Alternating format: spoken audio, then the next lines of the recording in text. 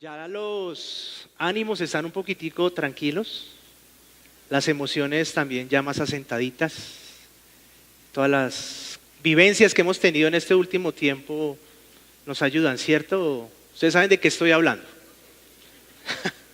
Del fútbol, ¿cierto? Hay muchas emociones que se levantaron durante este tiempo hasta que Colombia llegó, hasta ese punto. Entonces, hay muchas emociones que estaban antes de ese juego, muchas emociones que estaban durante ese juego, y ni hablar de esas emociones que estaban después de ese juego, ¿o no? Tremendas emociones, ¿no? Ayúdenme, antes de ese partido contra Inglaterra, ¿qué emociones habían? Cada uno ayúdeme, ¿qué emoción te estaba viviendo usted? No el otro. ¿Ah? Ansiedad. ¿Qué más? Como expectativa, ¿cierto? Expectativa. Hay unos que terminaron sin uñas. Y eso que no había comenzado. ¿Qué más emociones había? Cuando terminó el partido. Sí, sobre todo solo yo vi que unos lloraron. ¿Y eso qué implica? Había tristeza, dolor. Y si yo les digo cuando mencionamos al árbitro, ¿qué emoción aparece? Esas son las que más, ¿cierto?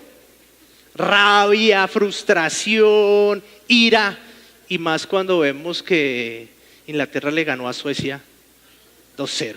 ¿Qué diríamos nosotros? Si hubiéramos ganado, esa es la palabra, si hubiéramos ganado, ¿cierto?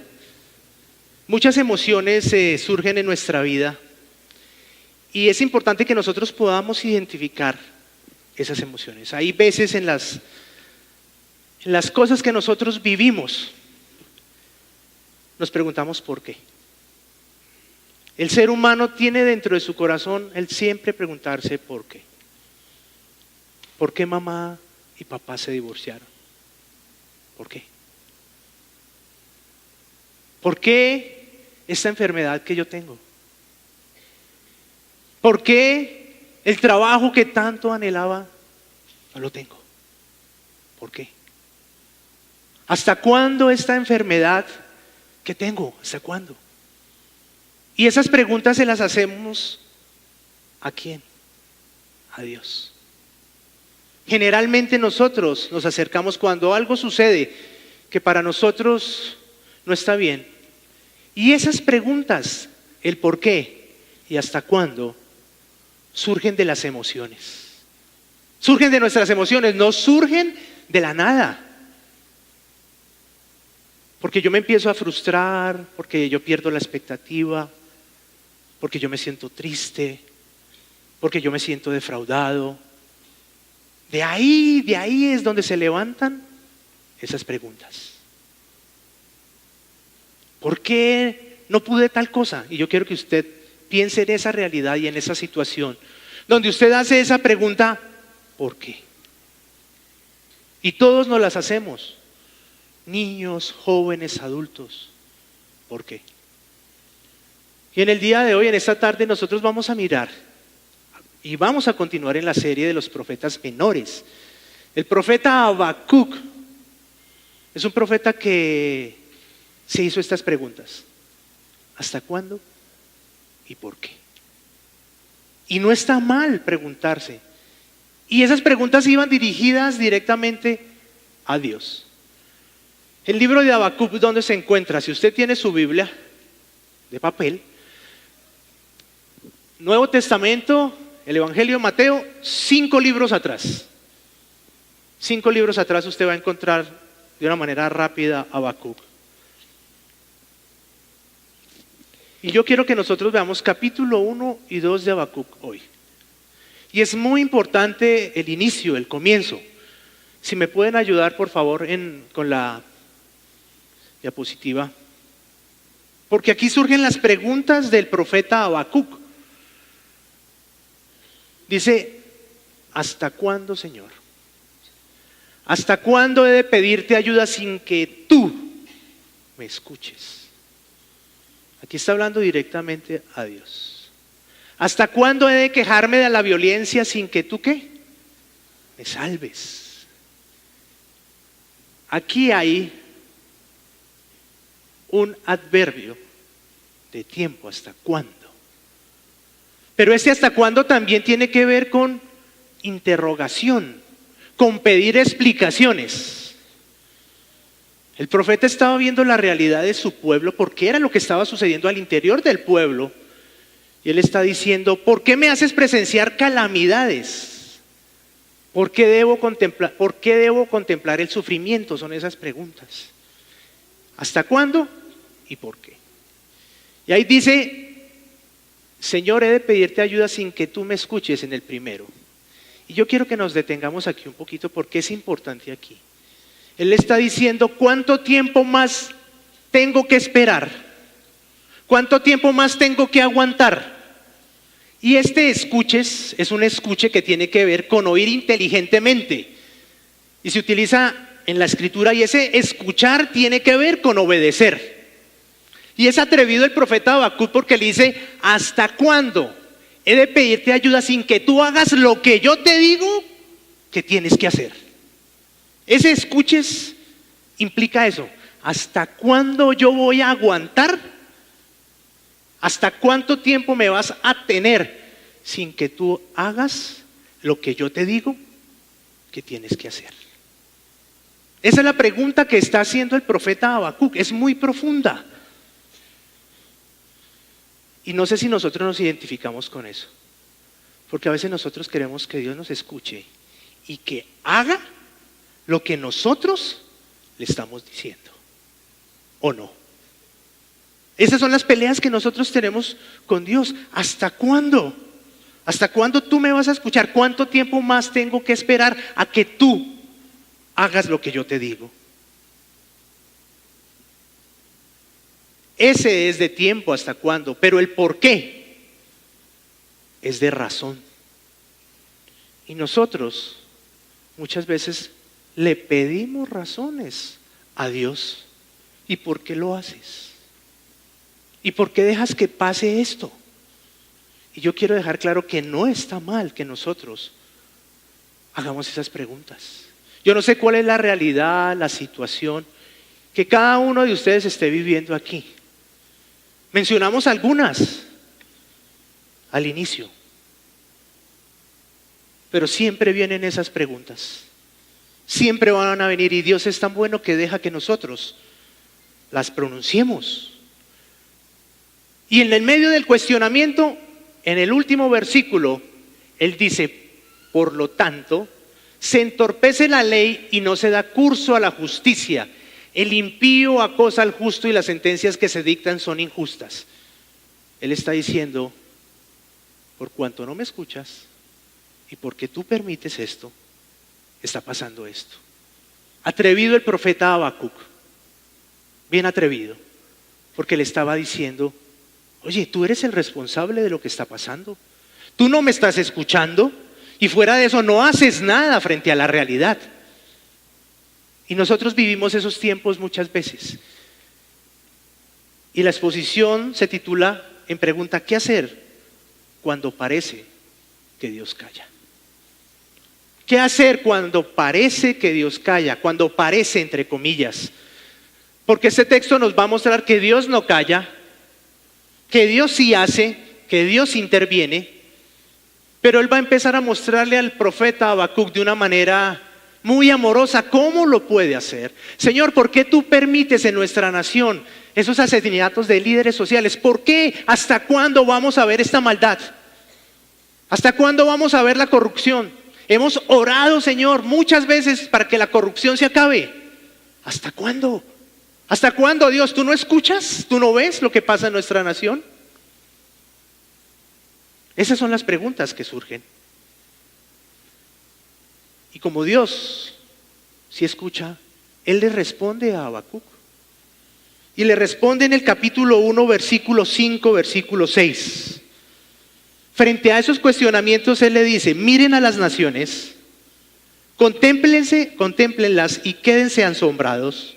Estoy por hacer en estos días cosas tan sorprendentes que no las creerán, aunque alguien se las explique. Y sigue ahí, 6. Estoy incitando a los caldeos, ese pueblo despiadado e impetuoso que recorre toda la tierra para apoderarse de territorios ajenos. Es bien sorprendente cuando dice el texto, estoy incitando. Parece que Dios estuviera levantando a ese pueblo. ¿Y qué iba a hacer ese pueblo? Ese pueblo iba a traer juicio y castigo sobre el pueblo de Israel. Iba a traer juicio y castigo sobre ese pueblo. A veces ese versículo número 4 lo sacamos de contexto. Miren a las naciones, contémplenles, estoy por hacer en estos días cosas tan sorprendentes. Y la gente empuja este texto a la prosperidad, a la bendición. Voy a hacer cosas sorprendentes. Gracias, Señor, porque vas a hacer tus cosas únicas. Y todo lo miramos en torno a la prosperidad, pero no es así. Este texto está en un contexto de juicio y de castigo. En un contexto donde Dios no se queda quieto, porque Dios está obrando. Él obra en tu situación, en mi situación, en medio de la situación de nuestra nación, en medio de la situación de nuestra ciudad, en medio de la situación de las naciones, en medio de la situación de nuestro país hermano.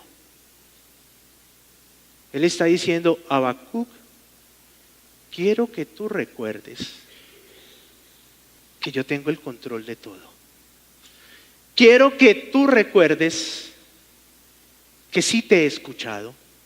Quiero que tú recuerdes que sí estoy obrando y ya empecé. El obrar de Dios no es ajeno a lo que sucede alrededor de nosotros ni alrededor de las naciones. Dios está obrando en medio de la injusticia, en tu casa, en tu trabajo, aún en la iglesia. Y a veces nos preguntamos, ¿por qué sucede esto? Si vemos injusticia.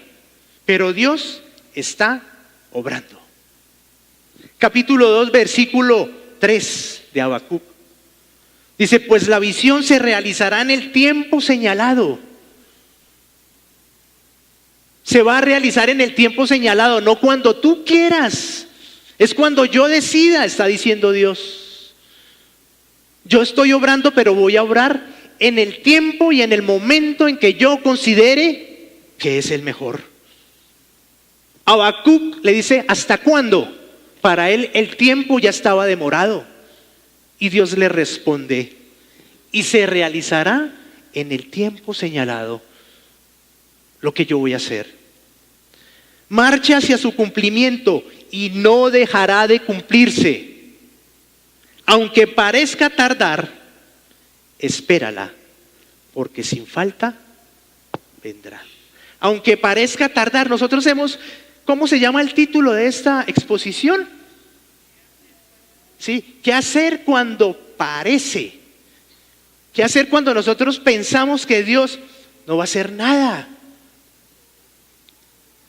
Capítulo 2, versículo 2 lo hemos leído, pero yo quiero que ustedes lean capítulo 2, versículo 13. ¿No ha determinado el Señor Todopoderoso que los pueblos trabajen para el fuego y las naciones se fatiguen por nada? ¿No ha determinado el Señor? Dios es el Dios de los tiempos. Dios es el que determina cuándo suceden las cosas. El Señor decide hasta qué momento Él va a actuar. Piense en su realidad. Piense en la realidad que usted está viviendo. Sea cual sea, Dios va a obrar. Capítulo 3, versículo 2. Señor, he sabido de tu fama, tus obras. Señor, me dejan pasmado. Realízalas de nuevo en nuestros días. Dalas a conocer en nuestro tiempo. En tu ira, Señor, ten presente tu misericordia. Habacuc le estaba diciendo, Señor, yo sé que tú vas a hacer juicio sobre nosotros, pero ten presente tu misericordia. Dios siempre está obrando, Él no calla. Yo hago una pregunta. ¿Qué cuestionamos más de Dios? ¿Su justicia o su santidad? ¿Qué cuestionamos más nosotros? ¿Por qué? Aquí dicen porque no hay justicia. El texto nos dice que sí hay justicia, porque Dios es justo. Cuestionamos a Dios porque no hay justicia, pero la realidad es que es más fácil que nosotros le digamos, tú eres injusto o no. Nosotros le decimos cuando sucede algo en nuestra vida, tú no eres justo. Pero también le está diciendo a Habacuc, yo quiero que tú recuerdes que yo soy justo. Salmo 119, 137 dice, Señor, tú eres justo y tus juicios son rectos. Así no haya justicia aquí, Dios va a obrar justicia. Dice, tú eres justo y tus juicios son rectos. A veces a nosotros no nos gusta la clase de vara con que Dios nos llama la atención. No nos gusta la manera como Dios nos llama la atención. La vara que Dios utiliza, la cuestionamos. Y eso estaba haciendo Habacuc. Señor, dentro de mi pueblo, dentro de tu pueblo, hay maldad, violencia, hay todo lo que tú estás viendo. Pero ¿cómo nos vas a mandar a los caldeos? Ese pueblo tan perverso y tan malo. Habacuc estaba cuestionando la manera como Dios estaba obrando. Estaba cuestionando la manera y cómo nosotros a veces cuestionamos a Dios cómo hace las cosas. Dios le dice, Habacuc, ¿tú crees que el pueblo de Israel es mejor que los caldeos? Y él le muestra todo lo que caracterizaba al pueblo caldeo. Y le dice, esto mismo está sucediendo al interior de Judá. Violencia, maldad, injusticia, robo, iniquidad. Eso mismo está pasando. Y tú me dices a mí que soy injusto. Dios es justo. Y él le dice, y quiero que tú sepas, ¿qué le va a suceder a los que actúan de diferente forma? Capítulo 2, del versículo 9 al versículo 19, él les dice, Habacuc, ay de los ladrones, ay de los que roban, ay del egoísta, ay del violento, ay del que se aprovecha de los demás. Él está diciendo, yo no me olvido de eso. Ay del que es idólatra, le está diciendo. Yo soy justo. Yo me doy cuenta de lo que sucede. ¿Hasta cuándo he de ver? ¿Por qué no haces lo que yo te digo? ¿Es que no ves lo que está sucediendo? Y aquí en el capítulo 2 le está diciendo, yo sí veo. Yo sí veo al ladrón, al egoísta, al violento, al que se aprovecha, al que comete idolatría. Yo sí lo veo porque yo soy justo. Mi carácter es de ser justo. Piense en esa situación donde usted ha dicho es injusto. ¿Cómo es que le dan ese trabajo a esa persona? Si yo estoy mejor preparado, si yo lo que yo hago, él lo presenta y queda mejor que yo. Eso es injusto, Dios. A nuestros ojos parece injusto. Pero Dios dice, yo estoy obrando y yo soy justo. Pero también le dice a Habacuc, yo quiero que tú recuerdes que yo soy santo. Capítulo 1, versículo 12 dice, tú, Señor, existes desde la eternidad. Tú, mi santo Dios, eres inmortal. Esto lo dijo Habacuc, pero enseguida le hizo una pregunta. No estaba muy seguro que eso era real, porque le dice, ¿por qué entonces toleras a los traidores? Versículo 13, la parte B. Él estaba diciendo, ¿por qué toleras esto si tú eres santo? Y le recuerda que es santo en el último versículo del capítulo 2.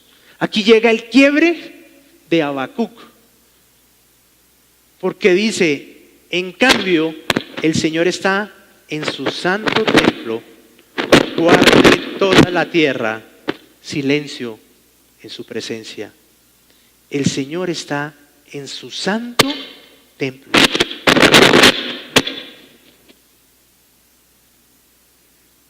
Le permitió a Habacuc esos cuestionamientos, pero llegó en un momento en que dice, calle toda la tierra.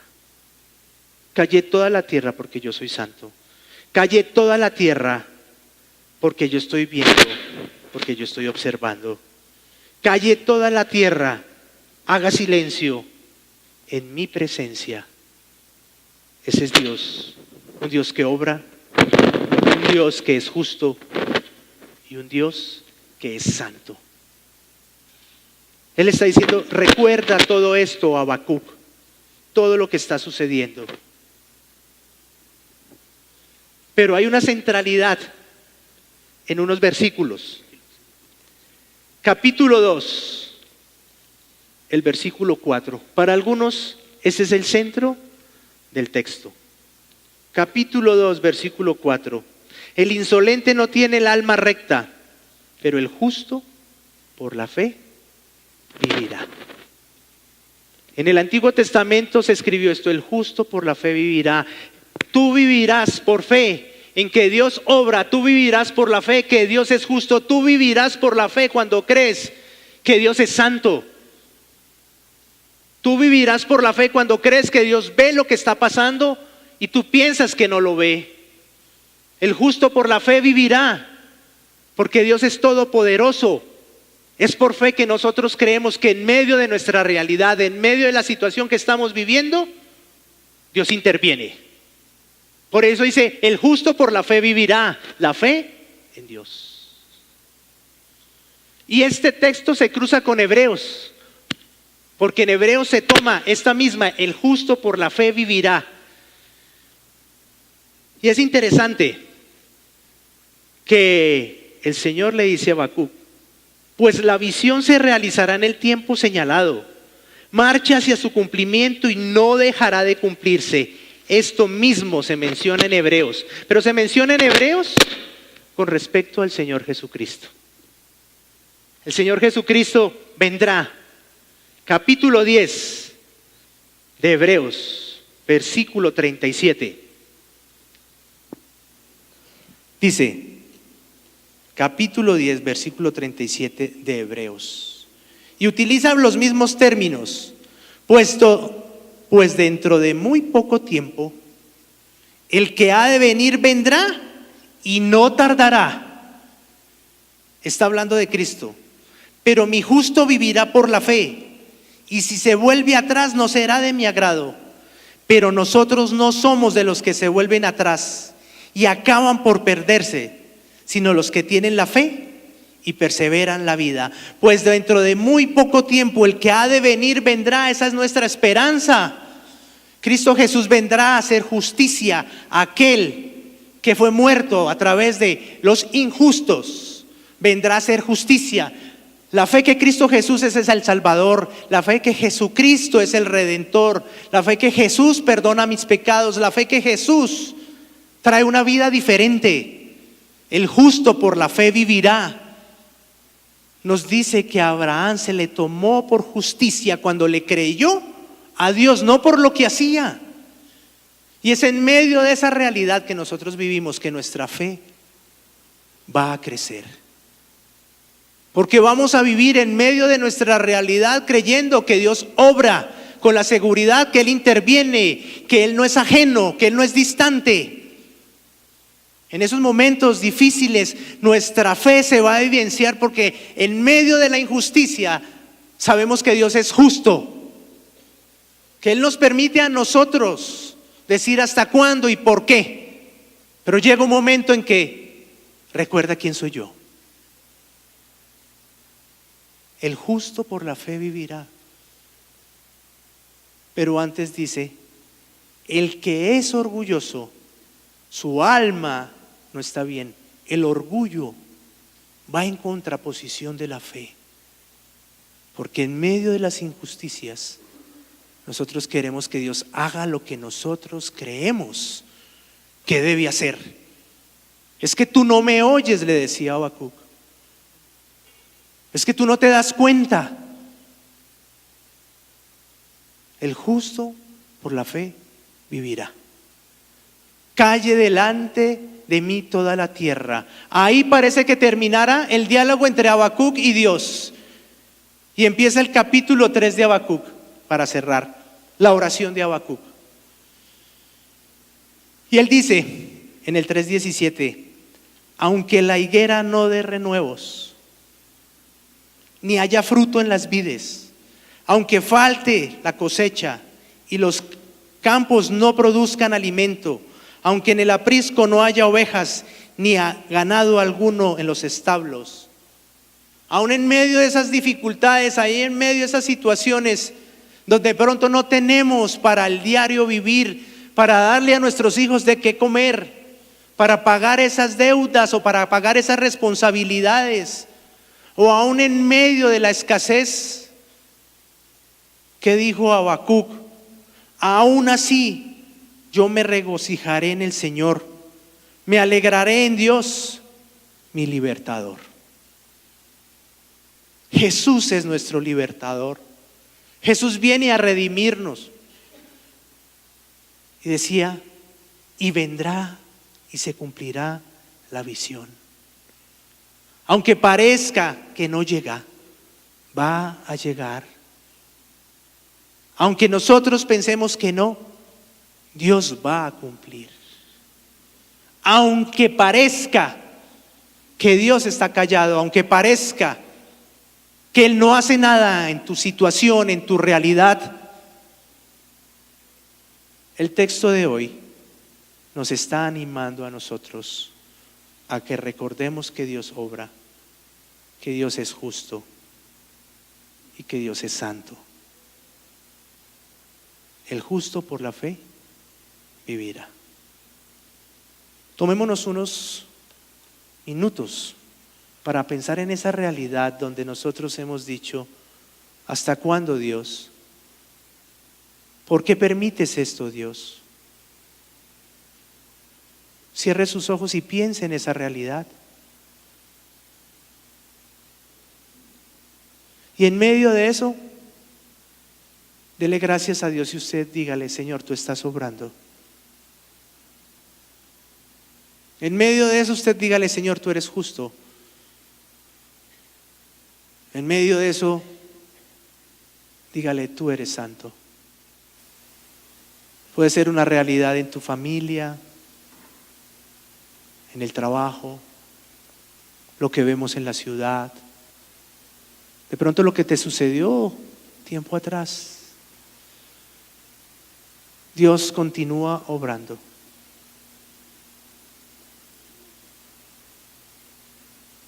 Si nosotros podemos dimensionar la grandeza al Dios que venimos a cantarle, que le cantamos acá,